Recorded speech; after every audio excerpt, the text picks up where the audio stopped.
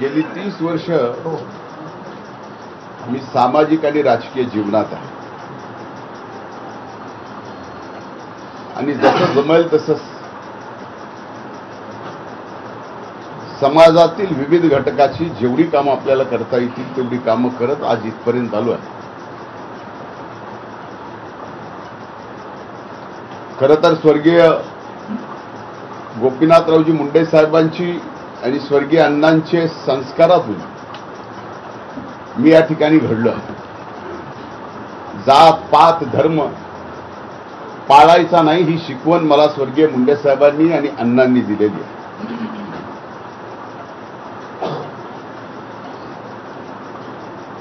मी कधीही कुणाची जात पाहून आजपर्यंत राजकारण केलेलं नाही. माझ्या स्वतःच्या ज्या जातीत मी जन्माला आलोय त्याच्यापेक्षा जास्त वेगवेगळ्या जातीतले माझे मित्र परिवार आणि माझे सहकारी आहेत. 2002 ला ज्यावेळेस मला पहिल्यांदा जिल्हा परिषदेच्या सदस्य म्हणून निवडून यायची संधी मिळाली आणि मी सभागृहात गेलो त्यावेळेस पहिल्या बैठकीत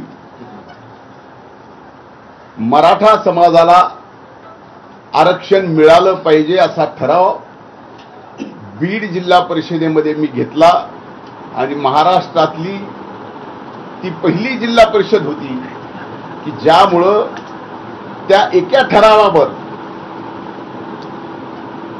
राज्यातील वेगवेगळ्या जिल्हा परिषद नगरपंचायत नगरपालिका महानगरपालिका पंचायत समिती ग्रामपंचायतीपर्यंत एक नवीन चळवळ उभी राहिली आणि मराठा आरक्षणाचे ठराव प्रत्येक ठिकाणी होऊ लागले. ज्या ज्या वेळेस या महाराष्ट्रात या परळीत मराठा समाजाच्या आरक्षण त्याची आंदोलनं झाली त्या प्रत्येक आंदोलनात मी स्वतः सहभागी होतो. अगदीच काय लोकसभेची निवडणूक झाल्यानंतर परळीमध्ये जे मनोज जरांगेंचं आंदोलन झालं त्या आंदोलनाला जागा देण्यापासून पाणी देण्यापासून आंदोलनाला येणाऱ्या अनेक सहकाऱ्यांना वाहनं देण्यापर्यंत आम्ही या ठिकाणी मदत केलेली आहे. माझ्या सर्व सहकार्यांनी केली.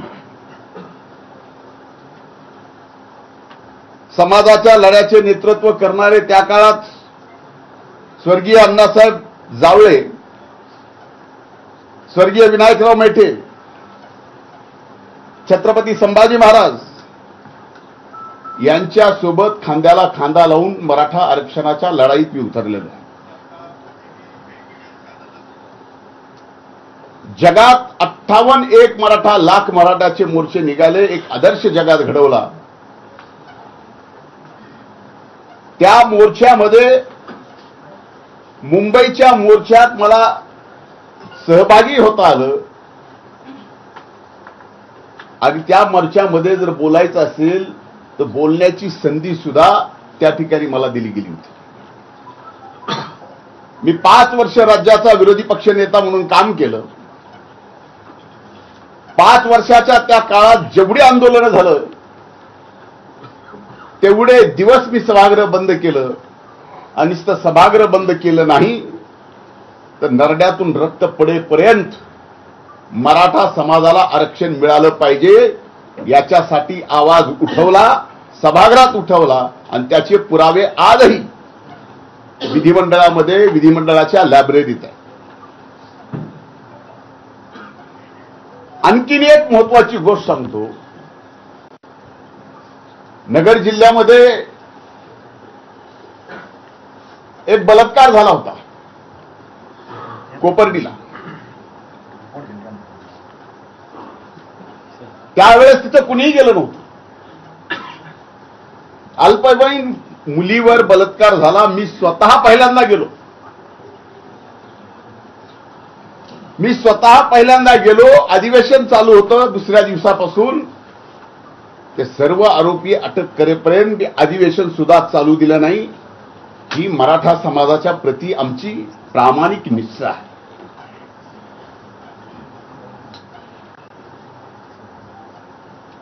खरं तर मी ज्यावेळेस पालकमंत्री होतो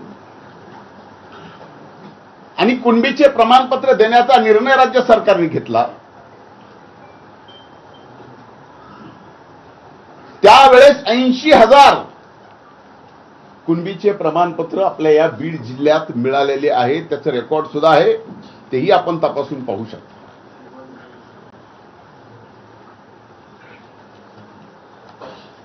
मंत्री म्हणून मला ज्यावेळेस त्यांचं उपोषण सोडायला लावलं मनोज जरांगेंचं, त्यावेळेस माझ्या हाताने त्यांनी एकदा उपोषण पण सोडलं.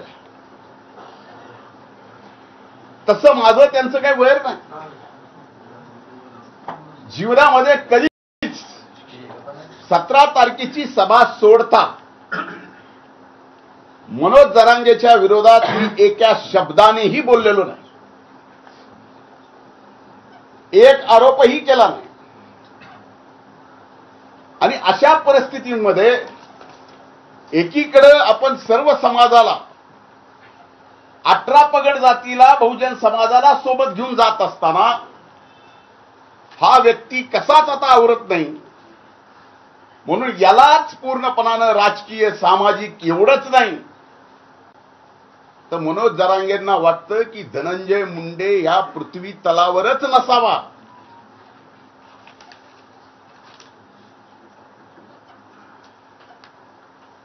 यासाठी ही धडपड. मी 17 तारखेच्या सभेत सुद्धा त्यांना 2च प्रश्न विचारले होते. त्या 2 प्रश्नाचे उत्तर आतापर्यंत या ठिकाणी मिळालेले नाही. माझी विनंती आहे माध्यमांना की हे 2 प्रश्न पुन्हा एकदा आपण विचारा. आपण लोकशाहीचे 4था स्तंभ आहात. मी पहिला प्रश्न विचारला होता की मराठा समाजाला खरंच ओबीसी मध्ये जाऊन फायदा आहे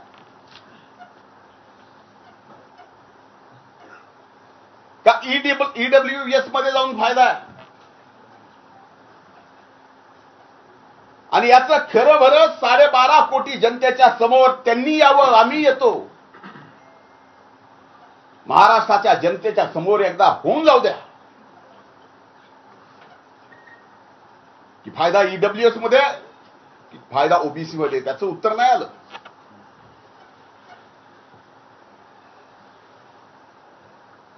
आणि दुसरी विनंती केली होती, तो ओबीसीचा एल्गार मेळावा होता. ओबीसीच्या आरक्षणाला धक्का लागणार नाही यासाठी होता. आणि त्यात मी विनंती केली होती की छत्रपती शिवाजी महाराजांनी स्वराज्यामध्ये त्या काळात जो गावगाडा उभा करून दिलेला, जे गावकुस घालून दिलेलं आहे, आज मागच्या 2 वर्षापासून ते बिघडलंय.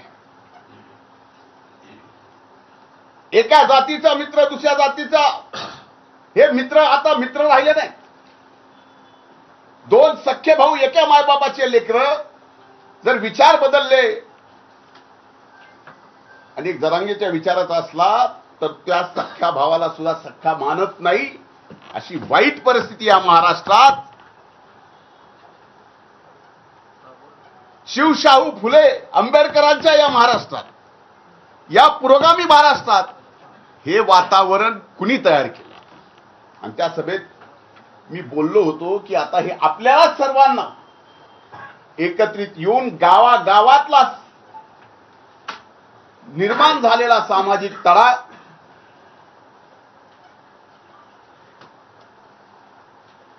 आपल्याला त्या ठिकाणी नीट घडी बसवावी लागेल. मला आजही आठवतं की या बीड जिल्ह्यामध्ये एका फोनवरून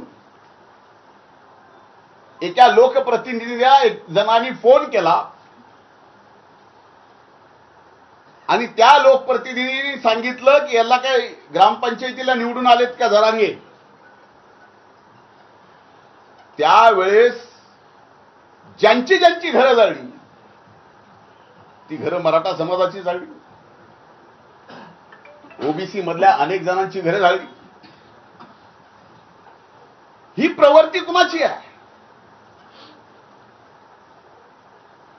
हे पिल्लावळ जे आता तयार झाले घर जाळण्यासाठी, कुणालाही संपवण्यासाठी, हे कुणाचे? आम्ही तर असं केलं नाही.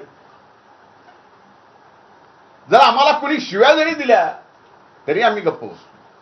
अरे माझे तर उदाहरण माझे सहकारी सांगतील, तलवारीनं मला मारायला आलेले ज्यावेळेस लक्षात आलं, दुसऱ्या दिवशी माझ्या घरी आले, मी त्यांची गळाभेट करून बसून त्यांना चहा पाजला. एवढे असंख्य उदाहरण आहेत. आणि आज मात्र जरांगेंनी माझ्या एकाच प्रश्नाचं उत्तर द्यावं, कधी आहे तुमची तयारी? ईडब्ल्यूएस मध्ये जास्त आरक्षण मिळतं का ओबीसी मध्ये जास्त आरक्षण मिळतं? तारीख तुम्ही सांगा, जागा तुम्ही सांगा. अख्खा महाराष्ट्र बघेल आणि याला दाखवून देऊ की ईडब्ल्यूएस मध्ये जास्त मिळतं का ओबीएस मध्ये जास्त मिळतं, ओबीसी मध्ये जास्त मिळतं. आणि आता मात्र मारहाणीच्या मारणाराच्या अशा पद्धत तुम्ही हक्यांना मारलं. मारामारीची प्रवृत्ती कुणाची आहे? तुम्ही वाघमाऱ्यांना मारलं, तुम्ही कर्नलला मारलं. अशा किती उदाहरणं देऊ की तुम्ही एवढ्या सगळ्या लोकांना मारलं. आणि आता मात्र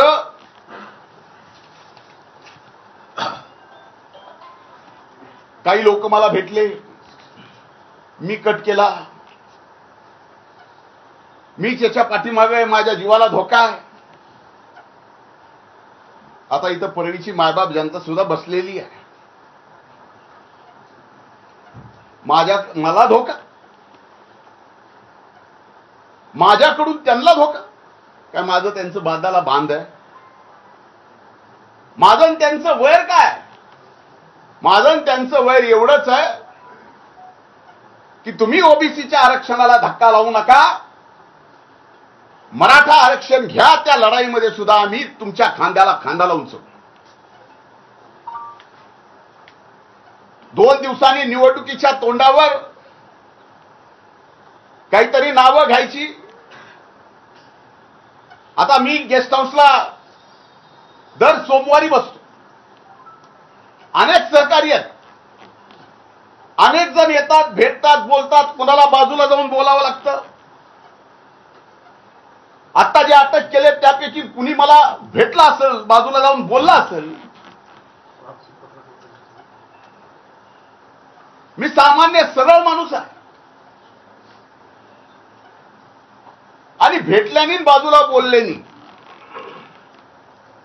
मला कळत नाही ह्याच्यात कुणी कसला कट रचला जातो का? त्यांना पाठवून, ते त्यांचेच कार्यकर्ते आहेत ना. अटक झालेले कार्यकर्ते त्यांचेच, बोलणारे कार्यकर्ते त्यांचेच, कबुली जबाब देणारे कार्यकर्ते त्यांचेच. आणि आरोप मात्र पूर्ण माझ्यावर करतात. आणि अशा बाबतीत कट करण्याचं म्हणजे कम्प्लिटली मला माझ्या जीवनामध्ये एक मर्डरर म्हणून माझी इमेज अशा पद्धतीची ते तयार करतायत. याला कारण अनेक आहे. कारण मी एका सभेत दिलेले 2 समोर त्यांच्या प्रश्न उपस्थित केलेले, त्यांना स्टेजवर एकत्र येऊन बोलायची त्यांची तयारी. माझं तर म्हणणं आहे की या प्रकरणामध्ये आता महाराष्ट्र पोलिसांनी, म्हणून जरांगेंना धमकी आहे, मी त्यांना काही करायचा प्रयत्न करतोय, असं जर चाललं असेल तर माझी आजच्या या माध्यमातून, तुमच्या सर्वांच्या माध्यमातून मागणी आहे की या सर्व प्रकरणाची चौकशी ही आता महाराष्ट्र शासनानं नाही तर सीबीआयनीच केली पाहिजे. आणि याच्या पलीकडे जाऊन सांगतो, तर माझ्या मनात जरी असं पाप आलं असेल, कुणाला मारायचं, कुणाला थापड मारायची, की आणखीन कुणाला काही करायचं, तर माझी ब्रेन मॅपिंग करा. माझ्या ब्रेन मॅपिंग सोबत जरांगेची करा, जे आता आरोपी पकडलेत त्यांचीही करा, आणि ब्रेन मॅपिंग सोबत नार्को टेस्ट सुद्धा करा. कोर्टाची अडचण येत असेल तर मी स्वतः वकील लावून आरोपीची जरांगेची आणि माझी कोर्टाकडून परवानगी घेऊन या ठिकाणी ब्रेन मॅपिंग आणि नार्कोची टेस्ट एकदा करू, म्हणजे लक्षात येईल खरं काय खोटं काय. उठायचं एखाद्याला बदनाम करायचं आणि यांचं बोलणं मुख्यमंत्र्याची आयमाय काढायची, भुजबळांची आयमाय काढायची. आमची तर जपच आहे. पंकजा ताईला काय साहित्य बोलायचं, घरात इंग्रज आले होते. ही बोलायची पद्धत आहे का पुरुषाची?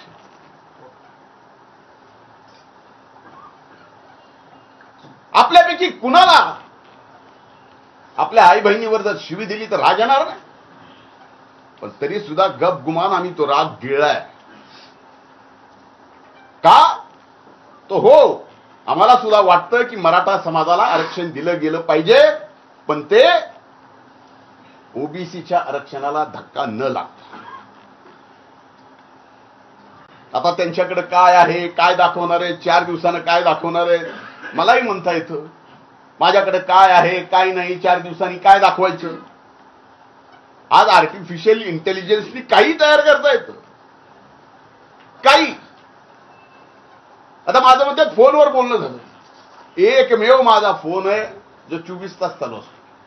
मी का चालू ठेवतो? का माझ्या आजूबाजूला आणि ज्यांचा सगळ्यात जास्त माझ्यावर विश्वास आहे ते गरीबातले गरीब माणसं, आणि त्यांना कुठलीही अडचण आली तर त्या अगोदर माझा फोन लावतात. त्यांची अडचण होऊ नये म्हणून मी माझा फोन चालू ठेवतो. सहकार्याला तर बोलतोच, पण त्यांच्या अडचणी सोडवतो. आता त्याच्यात जर मला कुणी फोन केला आणि बोलले तर याचा अर्थ त्या अर्थाने बोललो, त्यांना संपवण्याच्या ह्याच्या संबंधित बोललो. कशासाठी? आणि ह्या सगळ्या गोष्टी मनोज जरांगेजी फार महागात पडणार. कर्मा रिपीट्स. जेवढं तुम्ही खोटं कराल तेवढं खोटं तुमच्या विरोधात सुद्धा फिरेल, हे लक्षात ठेवा. आणि मला संपवायचं म्हणजे का? मी त्या दिवशी पहिल्यांदा ओबीसी एल्गार, पहिल्यांदा जीवनात ओबीसीचं आरक्षण तशाला तसं राहिलं पाहिजे म्हणून मी व्यासपीठावर गेलो. कारण बाकीच्यांनी तर मला लाता हकलू बाहेर काढलं होतं. एका ठराविक जातीमधून हकलू लाता मारून, म्हणून ओबीसीच्या व्यासपीठावर गेलो. ओबीसीच्या संरक्षणाला धक्का नाही लागला पाहिजे एवढं बोललो. आणि त्याच्यासोबत आणखीन एक गोष्ट बोललो की जरांगेंच्या आंदोलनाच्या काळात जे 500 मराठा समाजाच्या बंधू भगिनींनी आपली प्राणाची आहुती दिली, हे सगळं आरक्षण जे आहे हे कसं मिळणार होतं, काय मिळणार होतं त्यांनाच माहित. पण त्यांनी त्यांना फसवलं म्हणून 500 जीव गेले. सुरुवातीलाच ईडब्ल्यूएस जर विषय झाला असता तर त्या 500 जणांचा जीव वाचला असता. नाहीतर त्या 500 जणाला कुठं ना कुठं आज नोकरी लागलेली पाहायला मिळाली असती. तुम्ही सगळ्या गोष्टी विध्वंसकच करता. ह्याला संपून टाकील, आता मला संपून टाकील म्हणले. आता मला संपून टाकणं हे ऑन एअर जर मला धमकी देत असतील तर त्याचं काय करणार? मुख्यमंत्र्याला संपून टाकील हे ऑन एअर जर धमकी देत असतील त्याला याला कायदा नाही आहे. मग कायदा असला तर हे सरकार कायदा ते का वापरत नाही, हा माझा प्रश्न. आणि राहिलं जरांगे साहेब माझ्या जीवन मरणाचा प्रश्न, माझं जीवन मरण जे आहे ते गरीबातल्या गरीब माणसाला मोठं करण्यासाठी, आणि याच्यात माझ्यासारख्याचा जीव गेला तरी परवडत नाही. आणि त्याच्या प्रेसमध्ये वारंवार मी मराठा समाजाला सांगतोय काही करू नका, मराठा समाजाला काय करू सांगतोय काही करू नका. म्हणजे काही करावं म्हणून तो आदेश होता का काही करू नये म्हणून तो आदेश होता? हे आता अति झालंय, एवढं अति झालंय. त्यांनीच त्यांची माणसं पाठवायची, कुणाकडून तरी ओळखी करून घ्यायच्या. ओळख झाली की फोटो काढायचा, फोन करायचा. आम्ही आपल्या कामात, आम्ही काय फोनवर असं कधीच कुठलं बोललेलं नाही. होऊ द्या ना एकदा, जे व्हायचंय ते. याला ब्रेन मॅपिंग, नार्को आणि सीबीआय. आणि मी माननीय मुख्यमंत्र्याला आज या प्रेस कॉन्फरन्स म्हणून विनंती करतोय की काहीही करून या प्रकरणाची चौकशी सीबीआय कडेच गेली पाहिजे. त्याच्याशिवाय आता हा धनंजय मुंडेही स्वस्थ बसणार नाही आणि स्वस्थ बसू देणार पण नाही. आमच्यासारख्याला संपवलं निघाल. केले काय? आरक्षणाची बाजू घेतली. 25 वर्ष लढलो आणि 25 वर्ष आरक्षणासाठी लढल्यानंतर आज एका व्यक्तीच्या प्रवृत्तीमुळे माझ्यावर ही वेळ यावी. त्यांच्या विरोधात कुणी बोललं, हक्के बोलले की हक्क्याला मार, वाघमारे बोलले की वाघमारेला मार, कर्नर बोलले की कर्नरला मार.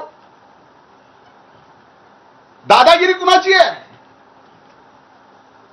समाजामध्ये अंतर कुणी पाडलं? अंतर्वेलीतूनच पडलं ना. त्यामुळे अशा खोट्या नाट्या केसेस करून तुम्हाला जर वाटत असेल की या बहुजन समाजाचा, ओबीसी समाजाचा माझ्यासारखा एक कार्यकर्ता गप राहील, असं नाही. तुम्ही जरा तुमचं मागून बघा. तुमचे मेहण्याचे वाळूचे ट्रक किती पकडले? मी आता सरकारला विचारणार आहे, काय त्यात ऍक्शन झाली? एका सामान्य साधा जर एखादा वाळूचा व्यावसायिक असेल त्याला एनपीडी मध्ये घालतात. यांची यादी सरकारला देऊन सरकारने काय केलं हेही मला विचारावं लागणार आहे. पण माझ्या आई वडिलांनी कुणाला असं पुढे करून आणि तसं पुढे करून कुणाला संपवायचं कधीच कुणाला शिकवलेलं नाही. माझं तोंड वैद्यनाथाच्या प्रभूकडे आहे. पण विनाकारण असले खोटारडे, ज्याला काही अर्थ नाही, असे आरोप तुम्ही माझ्यावर करून समाजात संपवायचा प्रयत्न कराल, जीवनातून उठवायचा प्रयत्न कराल. जरांगे असं करू नका. आपलं वैर काय आहे? एक लढाई आहे. तुम्ही ओबीसीचं घेऊ नका. तुम्हाला जे पाहिजे ते ईडब्ल्यूएस मधून घ्या किंवा आणखीन कुठलं घ्यायचंय ते घ्या. ते 10% सुद्धा टिकलंय राज्य सरकारने दिलेलं. आता ते आरक्षणावर बोलत नाही. त्यांना आता शेतकरी नेता व्हायचं. त्यांच्या दृष्टीने आता 500 मराठा समाजाचे बंधू भगिनी गेल्या, त्याचं दुःख नाही आहे. त्यांना नसलं तरी आम्हाला आहे, सरकारलाही आहे. पण अशी थोतांडगिरी करू नका. तुम्हाला एका समाजाने डोक्यावर घेतलंय. आजही त्या समाजाला वाटतं की आपलं काहीतरी चांगलं होईल. समाजाला वाटतं, मला नाही. आणि कृपा करून मी जे 2 प्रश्न विचारलेत, कधी, कुठं, कसं, या एकदा समोर. ओबीसी का ईडब्ल्यूसी? तुम्ही तर आता ओबीसीला मारता म्हणला. ते म्हणले धन्याचं बीज ठेवायचं नाही. ही धमकी नाही. ऑन इयर धनंजय मुंडेचं बीज सुद्धा ठेवायचं नाही. ही ऑन इयर धमकी कुणाला दिली? वंजारी जातीचं बीज सुद्धा ठेवायचं नाही. एका जातीला ऑन एअर धमकी कुणी दिली?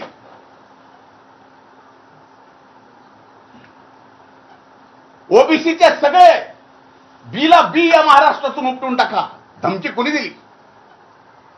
जरांगे, जर सगळेच अधिकार तुमच्याकडे आहेत आणि सरकार जर तुमचंच ऐकत असेल तर या अख्ख्या ओबीसी समाजाला गोळ्या घाला आणि महाराष्ट्रातून संपूर्ण टाका ना. गोळ्या घाला आम्हाला, संपून टाका.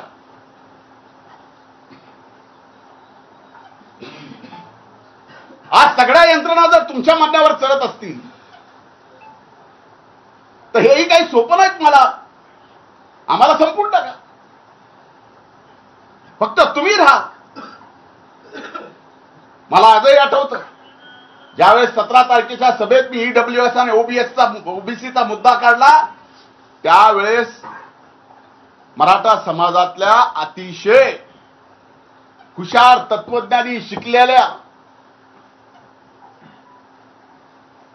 असंख्य लोकांनी फोन करून म्हणले तुम्ही जी भूमिका घेतली तीच बरोबर आहे, तिथंच न्याय मिळू शकतो. मराठा समाजातल्या अनेक तरुणांनी, अनेक माझ्या सहकाऱ्यांनी म्हणले की ही भूमिका घेतली ईडब्ल्यूएसची तरच फायदा, असा फायदा होत नाही.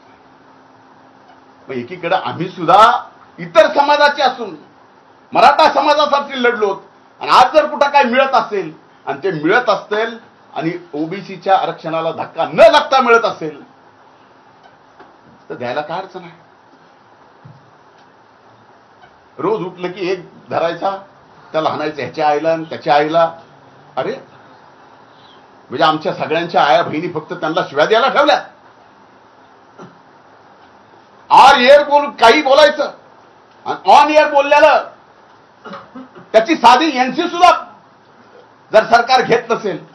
म्हणून माझी विनंती की हे प्रकरण सीबीआय कडेच गेलं पाहिजे आणि या प्रकरणामध्ये जे जे असतील त्यांच्या सगळ्यांची माझ्या सहित, माझ्यावर आरोप केलाय ना, माझ्या सहित ब्रेन मॅपिंग आणि नार्को टेस्ट करा आणि एकदा महाराष्ट्राच्या 12.5 कोटी जनतेला कळू द्या.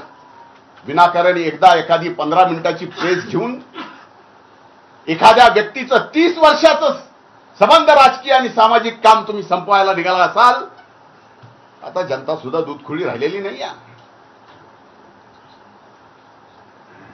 तुमचंही काय चाललंय, काय नाही, बुडाखाली काय चाललंय, कुठून काय चाललंय, कसं काय चाललंय. आम्ही 5 वर्ष विरोधी पक्ष नेते होतो, आम्हालाही बऱ्याचशा गोष्टी असं काही कारण नाही समजायला की आमच्याकडे नाही, कारण आम्ही शांत आहे. आम्हाला सबंध समाज एकत्र करायचा आहे. पुन्हा या महाराष्ट्रात शिवछत्रपती शिवाजी महाराजांचा तो गावकूस उभा करायचा आहे. म्हणून आम्ही दम धरलेला आहे. मला एवढंच बोलायचं होतं. माझं निवेदन संपलं. धन्यवाद.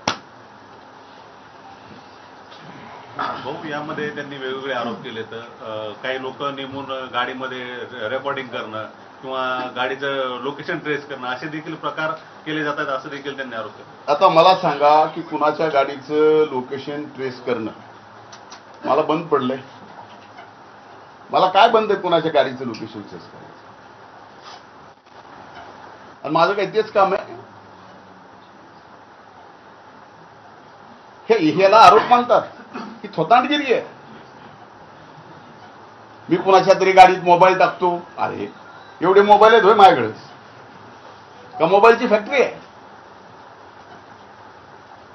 अर्थहीन बोलायचं, माध्यमांनी घ्यायचं, चालवायचं, टीआरपी मिळते. आता माझ्या प्रश्न आणखी मिळेल. कुणाला सोडलं तुम्ही? कुणालाच नाही.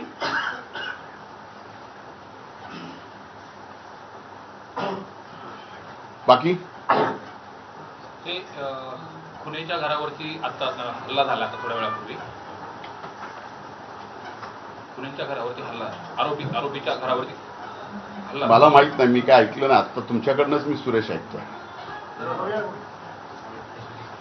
हे त्यांच्या कार्यकर्ते असतील तर हे नेमकं जाणून बुजून कारस्थान केलं जातं का? आता हे बघा, एक लक्षात घ्या, खुने त्यांचेच, गरुड त्यांचाच, सगळे आरोप त्यांचेच. बरोबर आहे. तेच आरोप करणार, तेच सांगणार, सगळं तर त्यांचं आहे. आता खुनेच्या तुम्ही म्हणताय तसं, मी तर माझ्याकडे बातमी नाही, तुम्ही म्हणताय तसं जर खुनेच्या घरावर हल्ला झाला असेल तर ते सुद्धा त्यांच्याच लोकांनी केला असेल आणि पुन्हा आमची नावं घ्यायची. म्हणून मी म्हणलंय की हा तपास पूर्णपणानं पूर्णपणानं सीबीआयकडे दिला गेला पाहिजे. काही जरी म्हणलं, 1 मिनिट माननीय मुख्यमंत्र्याला या बोलण्याचं वाईट वाटेल, पण इथली पोलीस यंत्रणा कुठल्याही जाती धर्माची असो, यांना घाबरू नये. म्हणून करते करविते ह्या सगळ्या गोष्टीचे तेच आहे. गंगाधर काळकुटे यांना डुकरासारखं धरून लिहून मारू अशा पद्धतीचा जो दादा गरड नावाचा जो कार्यकर्ता आहे, त्यांनी तुम्ही धमकी दिल्याचं सांगतोय कार्यकर्ता कबुली सुद्धा. मी धमकी दिली? अरे गंगाधर माझा चांगला मित्र आहे. आता एवढी मैत्री की सांगू का मैत्रीचा खुलासा करू? त्या सभेत मी बोललो होतो,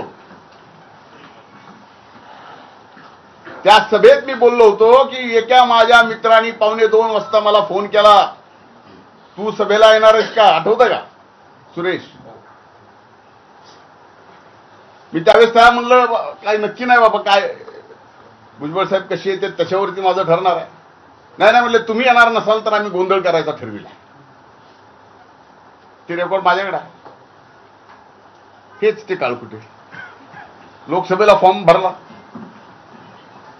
कसा?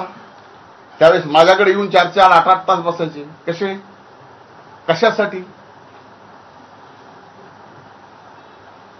फॉर्म भरला पण प्रचार नाही का? आता हे एवढं आणखीन डिटेल समजून सांगणं एवढे सुरेश तुम्ही. स्थानिक स्वराज्य संस्थांची आता आचारसंहिता लागली, नगरपालिकेची आचारसंहिता लागली आणि त्यानंतरच हा सगळा प्रकार.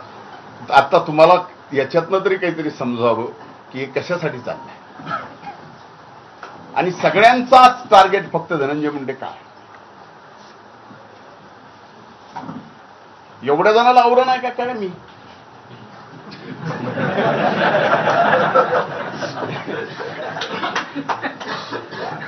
कमाल आहे. आता मला त्या दिवशीच्या सभेत मी इथे ईडब्ल्यूएस ओबीसीचा मुद्दा काढला, त्याच्यामुळे राग आला का? चष्मा पाठवला नाही त्याच्यामुळे राग आला? साहेब, त्यांनी जरांगे यांनी 2 आरोपींना भेटल्यावरचा आरोप केला होता. त्यांनी आणखी एक आरोप केला की तुम्ही त्या आरोपींची संभाजीनगरला 2 तासभर वाट पाहत होता. हे खोटं आहे. कशाला गुन्ह्याची वाट बघू? मुख्यमंत्री व मंत्रिमंडळातील जे मंत्री आहेत त्यांना सुद्धा तुमच्यापासून धोका असा आरोप तुमच्यावर केला. माझ्यापासून सगळ्या पृथ्वी तलाला धोका आहे. मी काय कोविड व्हायरल झालो का काय? अचानक काय चाललंय? हे आरोप आहेत. काही मंत्र्यांना सुद्धा माझ्यापासून धोका. अजब आहे. साहेब, आता या प्रकरणी तुम्ही काही मानहानीचा दावा काही करणार आहात का जरांगे पाटलांना? मी वकिलांशी चर्चा करून त्या निर्णय करणार आहे. मनोज जरांगे त्यांची गावठी भाषा किंवा गावाकडची भाषा या नावाखाली मुख्यमंत्री असतील, मंत्रिमंडळातील सदस्य असतील, तुम्ही असाल किंवा इतर कोणी त्यांना घालून पाडून शिवराळ शब्दात बोलतात, तरी पण त्यांच्यावर आजपर्यंत कधीही कारवाई केली गेली नाही. त्यांना स्पेशल व्हीआयपी ट्रीटमेंट सरकार देतंय का? मी तेच तुम्ही प्रश्न उपस्थित करायच्या अगोदरच हे विषय बोललो. मी स्वतःच प्रश्न विचारला की ऑन एअर जर ते मान्यवर कॉन्स्टिट्युशनल पोस्टच्या तिथं बसलेल्या मुख्यमंत्र्यापासून, उपमुख्यमंत्र्यापासून, मंत्र्यापासून आमच्या सगळ्यापर्यंत कुणाची आयमाय काढायची ऑन एअर, आणि त्यात सरकार काय करणार नाही.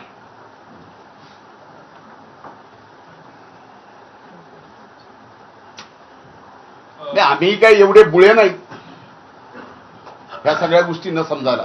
मंत्रालयामध्ये 75% हे वंजारा समाजाचे अधिकारी चांगले आहेत, पण 25% अधिकारी हे तुमच्या ऐकण्याचे आहेत असा जरांगे पाटलांचा. मला 75%ला तरी चांगले म्हणले, त्यांचे त्याबद्दल आभार.